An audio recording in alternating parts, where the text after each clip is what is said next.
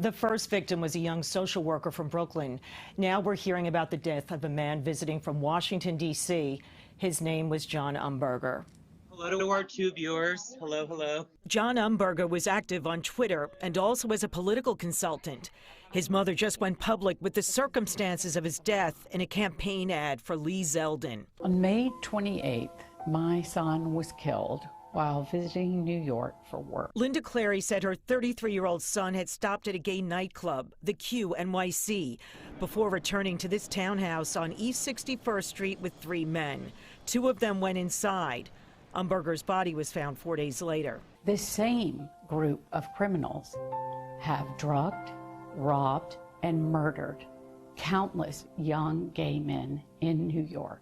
Julio Ramirez, a 25-year-old social worker from Brooklyn, was the first death we learned of back in the spring.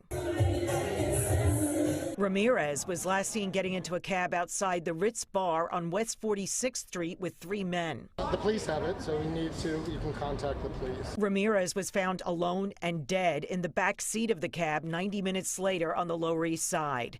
His bank account was cleared of thousands, with just $6 left by the criminals. It was Zelle and Apple Cash transfers, $1,000, $2,000, and they were just doing this constantly until they drained his whole account. 2 weeks earlier, a college student had visited the Q in Hell's Kitchen, the same place Umberger went to.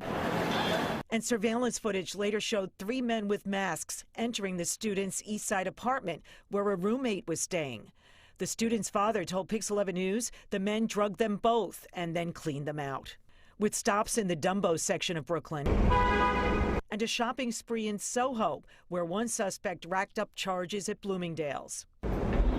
It's certainly a criminal conspiracy, the student's father told us by phone when he heard about Umberger's death. There's a coordinated operation targeting young people at bars. When we contacted the NYPD about the 2 deaths, we received this response. Both investigations remain active and ongoing. The medical examiner will determine the cause of death.